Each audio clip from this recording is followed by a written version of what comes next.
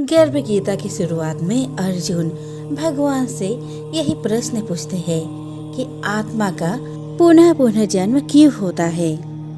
इस जन्म में उसके क्या कर्तव्य होते हैं, किन पाप कर्मों के कारण यह जीवन में अनेक दुखों को पाता है और किन कर्मों के कारण वह जीवन में अनेक सुखों की प्राप्ति करता है और अंत में वह कौन सा मार्ग है जिसके द्वारा वह मोक्ष और मुक्ति को प्राप्त करता है, अर्थात वह आत्मा कब भगवान में ही लीन हो जाती है और उस आत्मा का जन्म मरण का सारा दुख समाप्त हो जाता है। परंतु जिसे मुक्ति नहीं मिलती उन्हें अलग अलग योनियों में जन्म लेकर अपने अच्छे और बुरे कर्म को भोगना पड़ता है।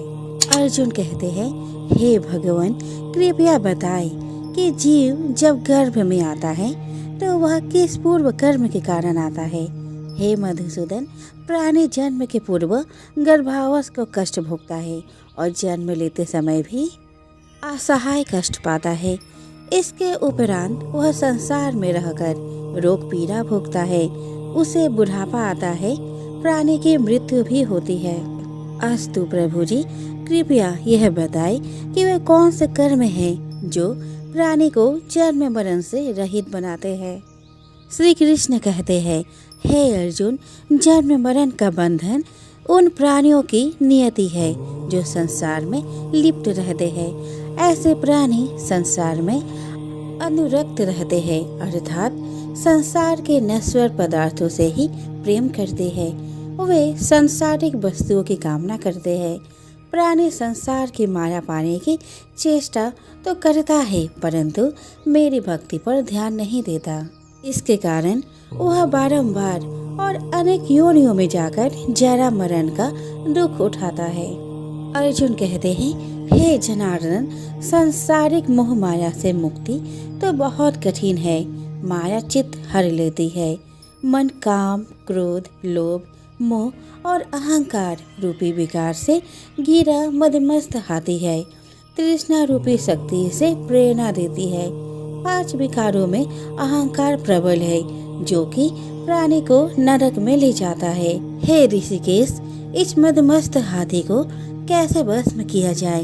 मन को भक्ति में लगाने हेतु क्या उपाय करना उचित है? श्री कृष्ण कहते हैं, हे धनंजय, जैसे मदमस्त हाथी को भस्म करने के लिए अंकुश की आवश्यकता होती है, उसी प्रकार मन को वश करने के लिए अभ्यास द्वारा ज्ञान प्राप्त करना आवश्यक होता है। भक्ति और ज्ञान बराबर अभ्यास करते रहने पर ही प्राप्त होते हैं।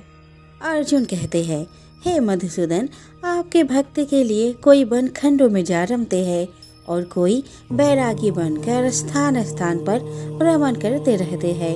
हे प्रभु, कृपया बताएं कि आपकी भक्ति कैसे मिल सकती है। श्री कृष्ण कहते हैं, हे अर्जुन, मेरी खोज में वन वन भटकते सन्यासी अथवा स्थान स्थान पर जाने वाले बैरागी मुझे तब तक प्राप्त नहीं कर पाते जब तक उनके हृदय में मेरा निवास नहीं होता। तब अथवा वैराग्य का तो मेरी भक्ति पाने में बाधा डालता है। जटा धारण करने वाले अर्थात भस्म लगाकर बैरागी बनने मात्र से जीव मेरी कृपा का पात्र नहीं बन पाता। अहंकारी को तो मेरा दर्शन सुलभ ही नहीं होता।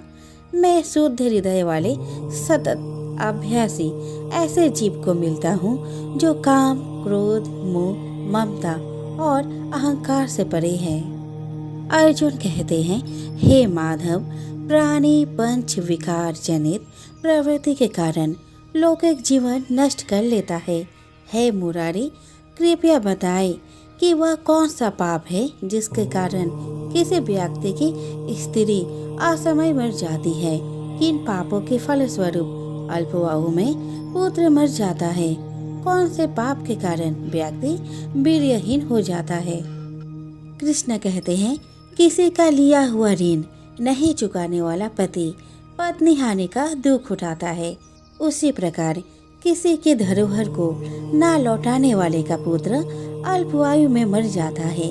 किसी को सहयोग सहायता का आश्वासन देकर भी समय आने पर सहयोग ना करने वाला बीरहीन होता है।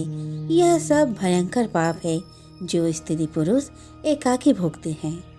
अर्जुन कहते हैं, हे दयानिधि, किस पाप के फलस्वरूप प्राणी सतत रोगी रहता है और किसको कर्म के फलस्वरूप बोझा ढोने वाला जघन्य पशु बनता है। श्री कृष्ण कहते हैं, हे अर्जुन, कोई सौभाग्यकांक्षिणी कन्या को बेचने वाला सतत रोगी रहता है। अभक्ष्य भोजन और मादक द्रव्यों का सेवन करने वाला अधम योनि में जन्म लेता है। झूठी गवाही देने वाला भोजन बनाकर पंच कवल कर स्वयं भोजन करने वाला बिल्ली और सूकर की योनि प्राप्त करता है। अर्जुन कहते हैं, हे प्रभु, इस संसार में जिनको आपने धन धान्य दिया है और उत्तम साधन दिए हैं, तो उनका पुण्य क्या था? श्री कृष्ण कहते हैं, उत्तम रीति से सुयोग्य पात्र को स्वर्ण आदि दान करने वाला धन धान्य और वाहन आदि पाता है। सत्य सनातन वैदिक रीति से सुयोग्य वर को विधि पूर्वक कन्या दान करने वाला उत्तम मानव योनि का अधिकारी बनाता है। अर्जुन कहते हैं, हे प्रभु, संसार में कोई तो सर्वांग सुंदर है और कोई कुरूप, सो श्रेष्ठ स्वास्थ्य और स्वरूपवान शरीर किन पुण्यों से मिलता है? श्री कृष्ण कहते हैं, हे कौन्तेय, पुरुष का रूप स्वरूप नहीं गुण महत्वपूर्ण है, फिर भी आकर्षक देह संत विद्वानों की सेवा एवं निरंतर ज्ञान की आकांक्षा के फल स्वरूप मिलती है। अर्जुन कहते हैं, हे दयानिधि, प्राण धन और सांसारिक सुखों से मोह क्यों रखता है? श्री कृष्ण कहते हैं, हे महाबाहु, अगर मेरी कृपा से प्राणी वंचित हो जाए तो धन दौलत और सांसारिक रूप आदि से प्रीति करने लगता है। यह सब नाशवान है। विवेकी साधक को इससे दूर रहना चाहिए। जो व्यक्ति सांसारिक मोह से मुक्त हो काशी, हरिद्वार, अवंतिका, अयोध्या आदि पवित्र स्थलों के दर्शन और मेरी निष्काम भक्ति करता है, वह राजा जैसी संपन्नता और ज्ञान प्राप्त करता है। इसी प्रकार विनम्र भाव से दान करने वाला, कामना रहित होकर दूसरों की सेवा करने वाला सदा अपनी आवश्यकता अनुसार धन पाता है। उसकी काया निरोगी रहती है। अर्जुन कहते हैं, हे प्रभु, प्राणी में रक्त विकार, खंड, वायु, अंधा अथवा पंगुता का कारण क्या है? बताने की कृपा करे। श्री कृष्ण कहते हैं, हे धनंजय, मेरी भक्ति से परे माया लिप्त नशे व्यसनों में रत रहने वाला, क्रोधी, रक्त विकार, आलस्य से डूबे, दरिद्र, शील संयम रहित, खंड वायु जैसे रोग से ग्रस्त होते हैं। पतिव्रत धर्म का उल्लंघन करने वाली स्त्री और संयम रहित पति में पंगुता, ज्योतिहीनता आती है। अर्जुन कहते हैं, हे जगत गुरु, कृपया करके गुरु दीक्षा के विषय में कुछ बताए। श्री कृष्ण कहते हैं, हे कौन्तेय, तुम धन्य हो और धन्य है तुम्हारी माता। तुम्हारा ये प्रश्न संसार के लिए कल्याणकारी है। हे पार्थ, संयमी और इंद्रियों को वश में करने वाला कोई सिद्ध पुरुष जो इस भक्ति और परोपकार में लगा हो, गुरु रूप में धारण करे। अपने गुरु के मार्गदर्शन में मेरी आराधना कर व्यक्ति गुरु कृपा से मेरी भक्ति पाता है। ऐसे गुरु से विमुख प्राणी सप्तग्राम को मारने का पाप भोगता है। उसका मुख देखना भी पाप है। जैसे मदिरा भांड से सटा गंगा जल अशुद्ध हो जाता है, उसी प्रकार गुरुद्रोही गृहस्थ साधक की साधना निष्फल रहती है। ऐसे व्यक्ति कुकर, सूकर, काक आदि योनियों को पाता है। वह अजगर के समान आलस्य में डूबा तिरस्कार पाता है। अतः गुरु आज्ञा पालक, साधनशील, व्यसन रहित जीवन व्यतीत करना चाहिए। हे धनंजय, गुरु दीक्षा बिना साधक का उद्धार नहीं होता है।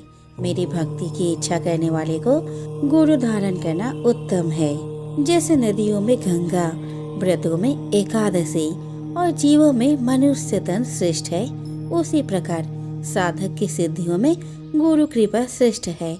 गुरु सेवा का फल अश्वमेध यज्ञ से भी अधिक फलदायी है।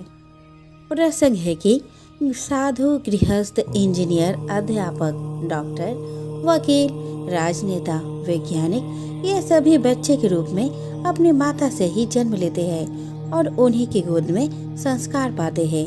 अतः यदि माताएं शुद्ध संस्कारी होंगी तो बच्चे भी शुद्ध संस्कार प्राप्त करते हुए बड़े होंगे। पत्नी का काम है कि वह विवेक पूर्वक घर परिवार को चलाए। इस प्रकार परिवार सुधार के संदर्भ में स्त्रियों का बड़ा ही दायित्व है, इसीलिए उनका आदर आवश्यक है।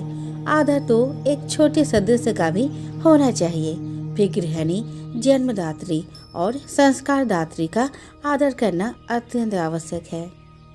वृद्धों का शरीर बल लूट जाता है, परिवार पर उनका शासन भी धीरे धीरे हट जाता है। अतएव अधिकतम वृद्धों के मन में निराशा, रूखापन और असंतोष उत्पन्न हो जाते हैं। इसीलिए वृद्ध धीरे धीरे थोड़े चिड़चिड़े हो जाते हैं। उनकी थकी दृष्टि में चारों ओर सूनापन दिखाई देता है। अतः परिवार के स्वजनों का कर्तव्य है कि वे वृद्धों का पूरा सम्मान दें, उनकी सेवा और आदर करें। परिवार वाले वृद्धों को यह अनुभव न होने दे कि उनका उस घर में कुछ नहीं रहा। वृद्धों को ऐसा लगे कि परिवार वाले हमारे अनुगामी हैं। दूसरी बात, 10 दिनों बाद तुम भी वृद्ध हो जाओगे। जो आज वृद्धों की आवश्यकता है वही तुम्हें 10 दिनों के बाद चाहिए। अपने ही कर्मों के फल भोग सबको मिलते हैं। अगर तुम वृद्धों की सेवा किए रहोगे तो तुम्हें भी बुढ़ापे में सेवा मिलेगी। अपने को सेवा की आवश्यकता पड़े या ना पड़े, हम वृद्धजनों की सेवा करें और उन्हें सम्मान दें। गृहस्थ और मठाधीशों का परम कर्तव्य है दरवाजे पर आए हुए अतिथि एवं अभ्यागत का यथा योग्य सत्कार करना। यह भारतीय नीति शास्त्र का नियम है। अभ्यागत गुरु के समान आदरणीय है। जहाँ अभ्यागत का आदर व सम्मान नहीं होता, वे परिवार तथा समाज उस जमीन की तरह उन्नतिहीन हो जाते हैं। अतिथि सत्कार से सुकीर्ति और संपत्ति बढ़ती है। जहाँ शाम को इकट्ठे होने पर अपने विचारों और बातों को एक दूसरे के सामने रखते, एक दूसरों के सामने पढ़ने पर गंभीर हो जाते हैं। एक साथ न भोजन करते और न बैठते हैं। समझ लो ऐसा परिवार एवं समाज का विघटन शीघ्र होने वाला है। परिवार एवं समाज के लोग जब शाम को इकट्ठे होते हैं तब वे यदि एक दूसरे से हंस हंस कर बातें करते हैं तो मालिक को अपने अपने कर्मों का लेखा जोखा देते तथा एक दूसरे को निश्चल होकर बताते हैं। तब यह निश्चित समझा जाता है कि इस परिवार एवं समाज के लक्षण शुभ हैं। कोई व्यापार घाटे में चले तो यह कोई व्यापार नहीं। व्यापार वही सफल है जिसमें मूलधन तो बना ही रहे किंतु मुनाफा में निरंतर वृद्धि होती जाए। अधिकतम लोगों का यह व्यापार घाटे में ही चलता है। अधेर अवस्था में जो कुछ प्रसन्नता शेष है वह सब भी बुढ़ापे में काफूर हो जाती है। इस प्रकार मानव जीवन रूपी व्यापार निरंतर घाटे में चलकर अंत में इसका दिवाला पिट जाता है। बहुत कामना, अहंकार, प्राणियों से द्वेष, बात बात में क्रोध एवं द्रोह, असहनशीलता, कुछ भी घाटा न उठाकर थोड़े थोड़े में मुकदमेबाजी आदि करके लोग अपनी जिंदगी को नर्क के जैसा बना लेते हैं। हंस हंस कर प्रसन्नता में जीने योग्य जीवन को ईर्ष्या, द्वेष, दुख, संताप में जल जल कर जीते हैं। सब भौतिक सुख सुविधाओं के पा जाने पर भी संसार के अधिकतम लोग निरंतर नरक में जीते हैं। ईर्ष्या, द्वेष, कलह, बेमनस्य, वेर, चिंता, मानसिक उलझन आदि से लोग निरंतर पीड़ित रहते हैं। मनुष्य के अंदर जितना स्वार्थ तीव्र होगा वह उतना ही राग द्वेष का शिकार होगा और ऐसा आदमी कभी शांत नहीं हो सकता। धन चाहे थोड़ा हो परंतु मन पवित्र हुए बिना जीवन में सुख नहीं मिलता। मन की पवित्रता के लिए संतों एवं सज्जनों की संगति और मन में शुद्ध और अच्छे विचार चाहिए। जीवन का आखिरी हिस्सा बुढ़ापा है। कहा जाता है कि अंत अच्छा तो सब अच्छा, परंतु दुर्भाग्य है कि अधिकतम लोगों का बुढ़ापा सर्वाधिक दुखपूर्ण हो जाता है।